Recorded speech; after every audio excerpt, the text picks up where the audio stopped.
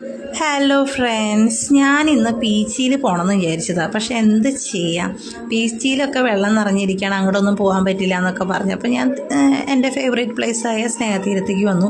പക്ഷേ ഞാൻ സ്നേഹതീരത്ത് 2-3 പ്രാവശ്യം വന്നിട്ടുള്ളതാണ്. അപ്പോൾ അതിൻ്റെ അടുത്ത് ഓഹോ ബീച്ച് എന്ന് പറഞ്ഞൊരു സംഭവം ഉണ്ടായിരുന്നു. കുറേ നാളായിട്ടുള്ള ആഗ്രഹമാണ് ഓഹോ ബീച്ചിലേക്ക് പോകണം എന്നുള്ളത്.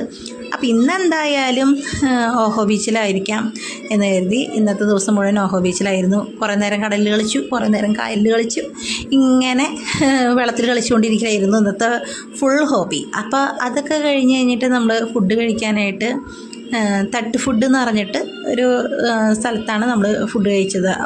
ഓഹോ ബീച്ചിൽ തന്നെ ഉള്ളൊരു സ്ഥലമാണ്. ഈ പ്രകൃതി രമണീയമൊക്കെ നോക്കി നമുക്ക് ഇരുന്ന് ഫുഡ് കഴിക്കാൻ പറ്റുന്ന ഒരു സ്ഥലമാണ്. ഫുഡ് ഭയങ്കരമായിട്ട് ഇഷ്ടമായതുകൊണ്ട് മാത്രം ഞാൻ നേരെ കിച്ചണിലേക്ക് കയറി ചെന്നു.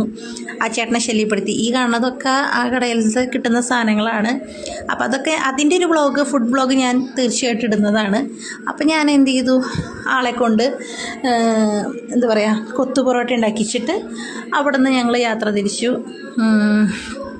അതൊക്കെ മേടിച്ച് കറങ്ങി തിരിഞ്ഞ് ഞങ്ങൾ അപ്പോൾ വേറൊരു ബീച്ചും കൂടി കണ്ടു. ആ പോണ വഴിയിൽ എല്ലാം മനോഹരമായിരുന്നു. ഓരോന്നിനും ഓരോ പേരുകളാണ് കേട്ടോ. പിന്നെ ഞങ്ങൾ ലാസ്റ്റ് എത്തിയപ്പോൾ വഞ്ചിക്കുളം എത്തി. അപ്പോൾ ഒരു ഗ്ലാസ് ചായ കുടിക്കാൻ വിചാരിച്ചു.